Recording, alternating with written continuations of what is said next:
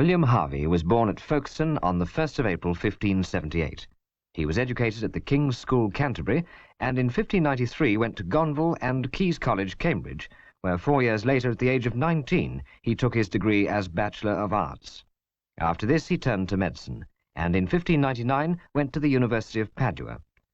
There, on the 25th of April, 1602, he received his degree as Doctor of Medicine and Philosophy, having passed the appropriate examinations in both these subjects, as is attested by the signatures of his examiners on his diploma.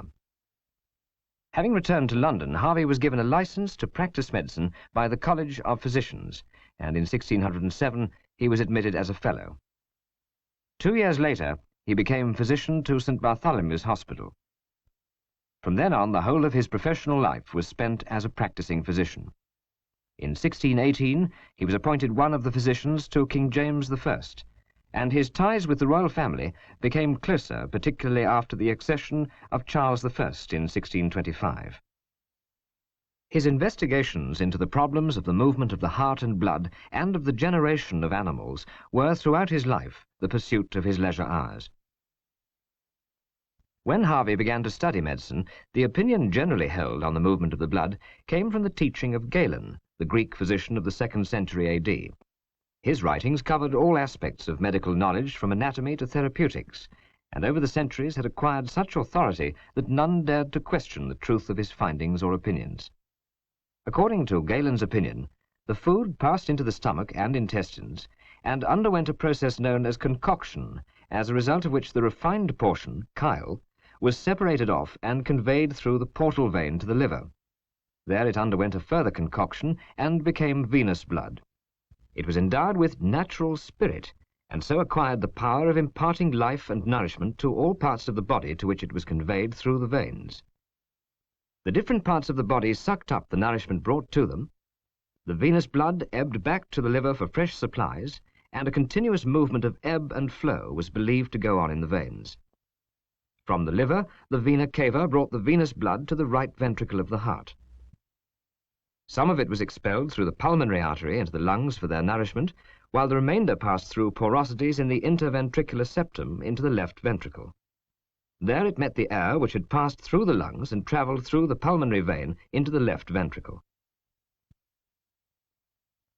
This inspired air was thought to contain the basic principle of life. In the left ventricle of the heart, a further concoction took place, and the venous blood and the inspired air were refined together to become arterial blood endowed with vital spirit. Arterial blood went from the left ventricle through the aorta into the whole body. At the same time, the fuliginous vapours given off by the concoction of blood and air in the left ventricle were driven back through the pulmonary vein into the lungs and so breathed out of the body. The timing of these movements was held to coincide with the action of the heart. When the heart was in diastole, it was thought to suck venous blood into the right ventricle and air into the left, and when in systole, to drive out the venous blood through the pulmonary artery, arterial blood through the aorta, and fuliginous vapours through the pulmonary veins. But diastole was thought of as an active movement, and the heart was believed to be in diastole when it struck the chest wall and the apex beat occurred.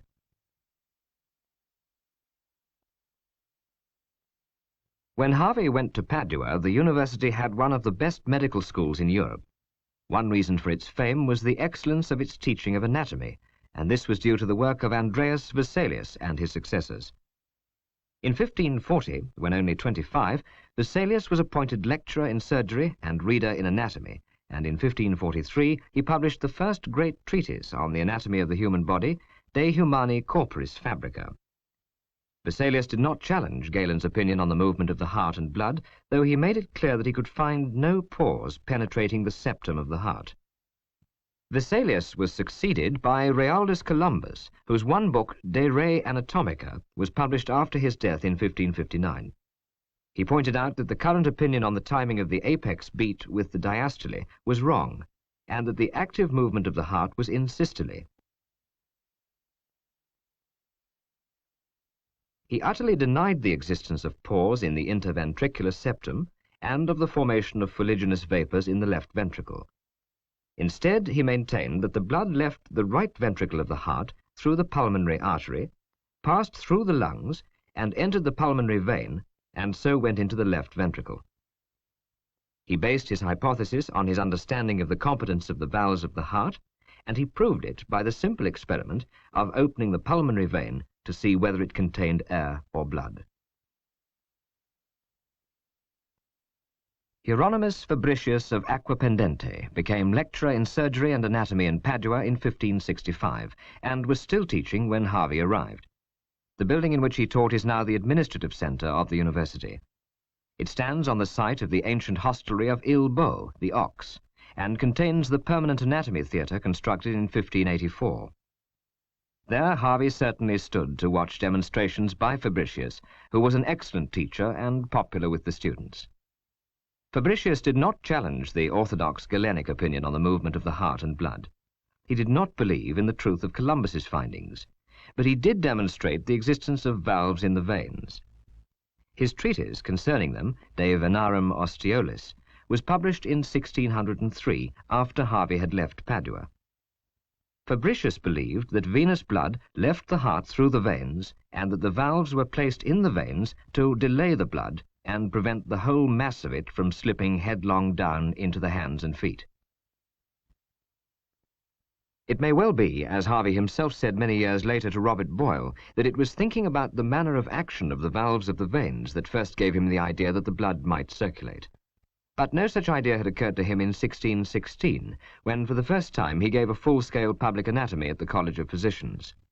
His notes for these lectures show that by then he had not advanced very far in his study of the action of the valves of the heart or of the veins.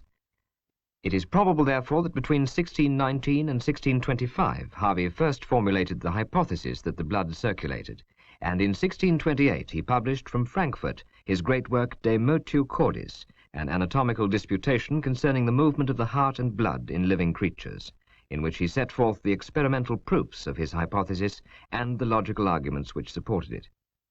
Harvey worked not from books, but from dissections and from the fabric of nature herself. Let us hear his own words.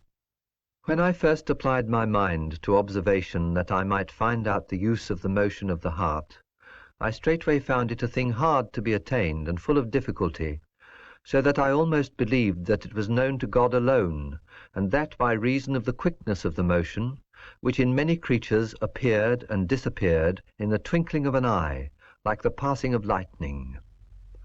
At last, using daily more search and diligence, I did believe I had hit the nail on the head, unwinded and freed myself from this labyrinth, and gained the knowledge I so much desired. First then, after you have opened the chest and cut up the capsule which immediately surrounds the heart, you may observe that the heart moves sometimes, sometimes rests. This is more evident in the hearts of colder creatures, and of warmer animals also, if you observe attentively until the heart begins to die, and to beat more faintly, and in its moment of stillness lies drooping. From these and other observations, Harvey concludes that at the moment of systole, the heart feels harder, contracts and is lifted up and strikes the chest wall, at which moment the apex beat can be felt. Next, Harvey analyzed the action of the heart and demonstrated that blood was thrown by the contraction of the auricles into the ventricles and by the contraction of the ventricles into the arteries. There are, as it were, at one time two motions, one of the auricles and the other of the ventricles, and they are not altogether simultaneous. But the motion of the auricles goes before, and the motion of the ventricles follows. When all things are already in a languishing condition, the heart dying away, the ventricle ceases to answer by its motion, and only by gently nodding its head seems, as it were, to give consent. And whilst by little and little the heart is dying, you may see after 2 or 3 beatings of the auricles, the ventricle will, being, as it were, roused, answer, and very slowly and with difficulty beat once. After the ventricle has left beating, and the auricles are beating still, if you cut away the point of the heart with a pair of scissors, you will see the blood flow from thence at every pulsation of the auricle, so that from thence it appears which way the blood comes into the ventricles, not by attraction or distension of the ventricles, but sent in by the impulsion of the auricles. There is here with us a sort of very little fish called a shrimp, whose body is transparent. I have often shown it in water to some of my friends, so that we could most clearly discern the motion of its heart.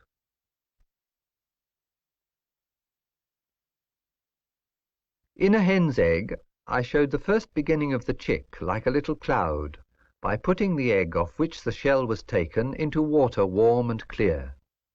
In the midst of the cloud there was a point of blood which did beat, so little that when it was contracted it disappeared and vanished out of our sight, and in its dilatation showed itself again red and small as the point of a needle, so that between being seen and not being seen, as it were between being and not being, it did represent a beating and the beginning of life.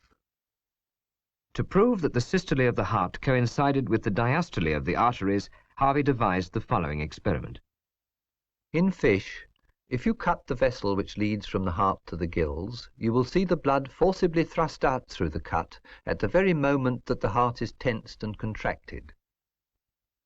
From this it is clear that the arteries are filled and distended like water-skins or bladders by reason of the inflowing and inthrusting of blood made by the constriction of the ventricles, or after the same fashion as when one blows into a glove, and all the fingers are distended at the same time and mimic the impulsion of the air. Harvey sums up the series of movements of the heart by comparing them to the firing of a shot, where all the events follow each other so swiftly that they appear to be simultaneous. He then goes on to demonstrate how the blood passes from the right ventricle by the pulmonary artery into the lungs, and from thence by the pulmonary veins into the left auricle and left ventricle of the heart. He denies the existence of pores in the interventricular septum and agrees with Columbus on the function of the valves. That opinion is not to be tolerated which does assert that the blood seeps through hidden pores in the septum of the heart out of the right ventricle into the left. By my troth, there are no such pores, nor can any be demonstrated. Why, I ask you, do they have recourse to hidden, invisible, uncertain, and obscure pores for the passage of the blood into the left ventricle, when there is such an open way through the pulmonary vein? Truly it is a wonder to me that they should make, or indeed invent, a way through the septum of the heart, which is gross, thick, hard, and most compact, rather than through the patent pulmonary vein, or else through the substance of the lungs, thin, loose, most soft and spongeous. There are in the orifice of the pulmonary artery 3 doors, made like a sigma or half-moon, which altogether prevent the blood sent into the pulmonary artery from returning again to the heart. So likewise in the aorta. When they are raised up, they meet together in a 3-cornered line, such as is left by the bite of a leech, so that they may prevent the reflux of blood. The experiment to prove that the septum of the heart is indeed a solid wall, Harvey did not devise until 1651. Then, in a letter written to the German physician Paul Marquand Schlegel, he described the perfusion experiment he had recently performed, by which he showed that water injected through the vena cava into the right ventricle, all the other vessels of the heart being ligatured, merely distends the right ventricle and does not flow through a cut made in the left ventricle. Whereas if water be injected through the pulmonary artery, it immediately gushes out from the hole in the left ventricle. Harvey now sets down in De Motu Cordis the evidence on which is based his hypothesis that the blood circulates throughout the whole body. Now truly, when I had often and seriously considered with myself the many varied means of searching, how many there were, and from the dissection of living creatures for experiment's sake, and from the opening of arteries, as well as from the symmetry and great size of the ventricles of the heart, and of the vessels which go into it and go out from it, and from the carefully balanced and exquisite contrivance of the valves and fibres, and from the rest of the fabric of the heart, and when I had for a great while turned over in my mind these questions, namely, how great was the abundance of blood that was passed through, and in how short a time that transmission was done, and when I perceived that the juice of the food that had been eaten could not suffice to supply the amount of the blood, Nay more, we would have the veins empty and altogether drained dry, and the arteries on the other hand burst open with a too great inthrusting of blood, unless this blood should somehow flow back out of the arteries once more into the veins and return to the right ventricle of the heart. I began to bethink myself whether it might not have a kind of movement as it were in a circle. Harvey's first proof of the circulation is a quantitative one, and is important, for it is the first argument from quantity to be used in the history of physiology. Though his estimates are low, his conclusions are irrefutable. Let us suppose how much blood the left ventricle may contain in its dilatation, say 2 ounces. I have found in a dead man over 2 ounces.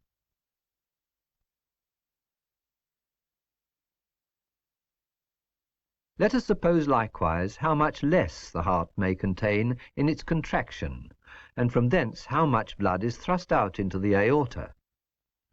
Therefore, let us suppose that in a man there is sent forth at every beat of the heart at least 1 dram of blood, which cannot possibly return to the heart by reason of the hindrance of the valves. The heart in 1/2 hour makes above 1,000 pulses. Now multiply the drams passed through the heart into the arteries, and you will always find a greater quantity than can be found in the whole of the body. So likewise in a sheep, in whose body is generally not contained more than 4 pounds of blood, for I have tried it. Harvey's next experiments were designed to prove that the arteries receive blood from the veins in no other way than by transmission through the heart. If anyone cut up a live snake, he will see the heart beat calmly and distinctly for more than a whole hour, and contracting itself in length like a worm in its constriction. The vena cava enters the lower part of the heart. The artery comes out at the upper part. Now, taking hold of the vena cava with a pair of forceps, and the course of the blood being stopped a little way below the heart, you will see almost immediately after the heartbeat that the space between your forceps and the heart is emptied, the blood having been drained out by the pulse of the heart. And the heart will be of a far lighter colour, and smaller too in its dilatation for want of blood, and at last will beat more faintly. But as soon as you let go the vein, both its wonted colour and size return to the heart. Unless you would deny your own eyesight, you must needs affirm the recourse of blood to the heart. Afterwards, if you relinquish the vein and ligate or compress the artery at a little distance from the heart, you will see the parts where they are compressed swell vehemently, and that the heart is swelled beyond measure and acquires a purple colour to the point of being bluish-black, and that it is at last so oppressed with blood that you would think that it would be suffocated. But letting go the artery, the heart returns to its normal constitution in colour, size, and beat.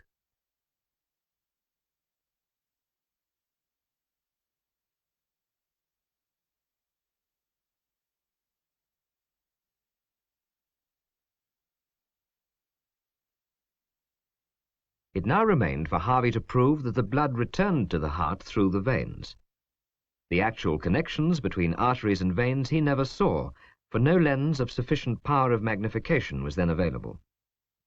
It was not until 1661, 4 years after Harvey's death, that the capillary connections were seen and described by Marcello Malpighi. But Harvey could and did give experimental proof of the existence of these connections. Some experiments are to be taken note of, which show plainly that the blood enters every member of the body through the arteries and returns through the veins. Let there be an experiment made on a man's arm, and it is more conveniently done in a lean man, the body having been heated by exercise and the pulse full. If you then make a tight ligature, drawing it as hard as can be endured, you may observe first that beyond the ligature the artery does not beat. After this ligature has continued a while, let it be suddenly loosened into a ligature of middling tightness, such as they use in the letting of blood, and you will observe that the whole hand is immediately imbued with colour and distended, and that its veins become swollen and lumpy, and in the space of 10 or 12 pulses you will see that the hand is exceedingly full with the much blood that is driven and forced into it.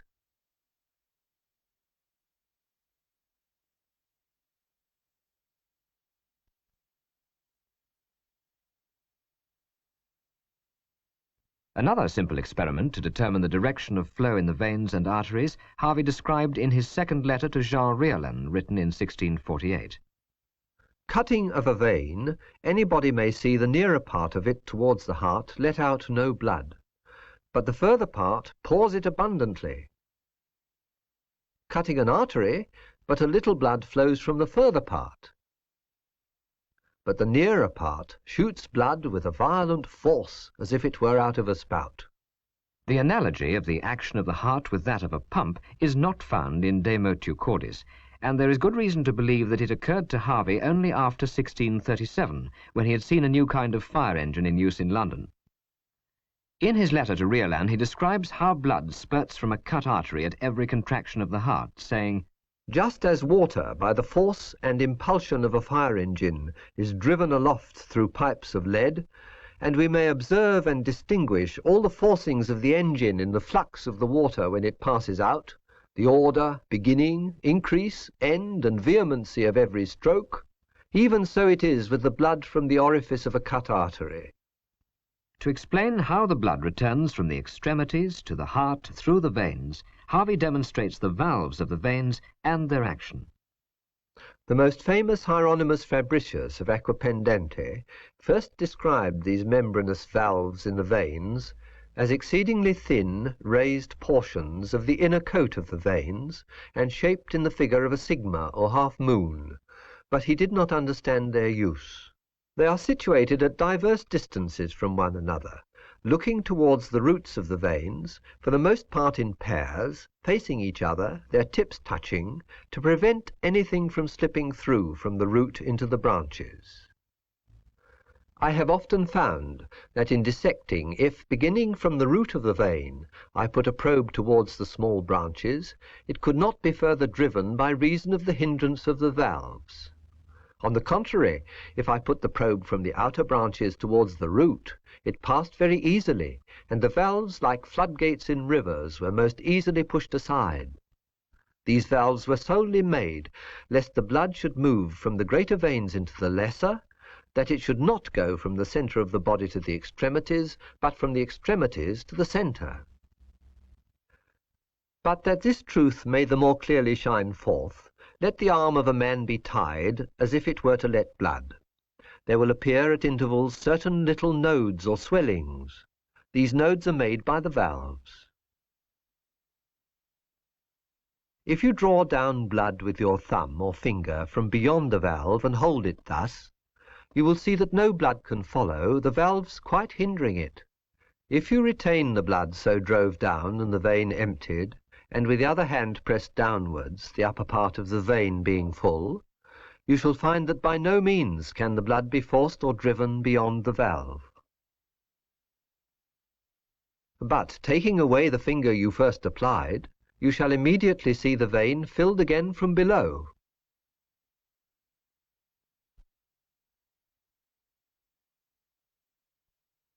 Again, put your finger below any valve and press the vein that no blood can go from the hand upwards. Then squeeze with your finger the blood upwards to the next valve. Then, taking away your finger, suffer the vein to be filled again from below.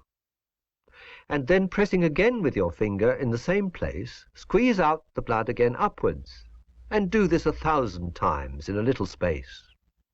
Now, if you reckon the business, supposing how much blood has been moved upwards beyond the valve, you shall find so much blood passed by this means through a little part of a vein, that you will find yourself perfectly convinced concerning the circulation of the blood and of its swift motion. And now let me put forward my opinion concerning the circulation of the blood.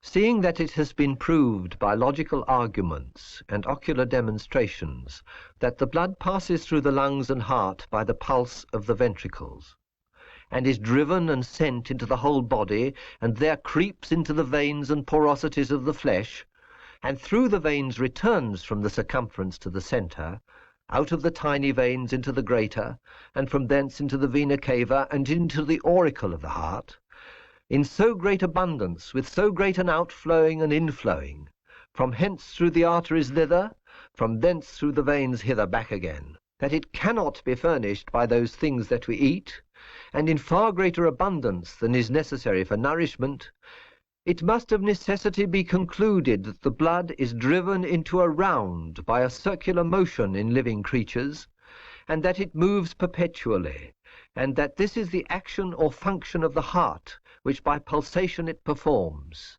and lastly, that the motion and pulsation of the heart is the only cause. All these phenomena, which can be observed during dissection, if they be rightly weighed, are seen to shed light abundantly on the truth that I have stated, and to prove it completely. For it were very hard for anyone to explain by any other way than I have done, for what cause all these things were so made and appointed. When Harvey died in 1657, his new theory of the circulation of the blood had won general acceptance. He was well aware that its consequences would be far-reaching, and so it has proved.